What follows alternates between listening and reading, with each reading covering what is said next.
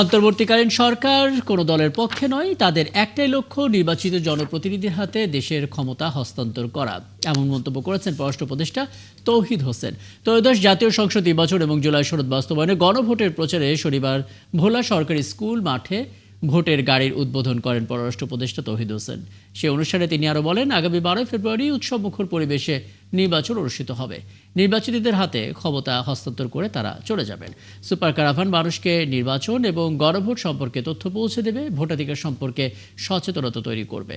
10টি ভোটের গাড়ি পর্যায়ক্রমে দেশের 64টি জেলা এবং 300টি উপজেলায় ঘুরে প্রচারণা কার্যক্রম পরিচালনা করবে বলে জানিয়েছেন আয়োজকরা। আমরা জানি যে 100% ভোট কোনোদিনই কাস্ট হয়, এটা আপনারাও জানেন, আমরাও জানি।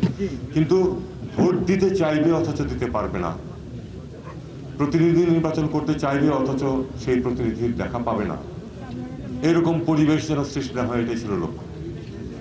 আমরা আশা করি এবং আপনাদের সহযোগিতা এখানে খুবই গুরুত্বপূর্ণ, আপনাদের অংশগ্রহণটা খুব গুরুত্বপূর্ণ। সেটা হলে আমরা চাই একটি নির্বাচন হোক যেটাতে মানুষ তার ইচ্ছা মতো ভোট দিতে পারবে।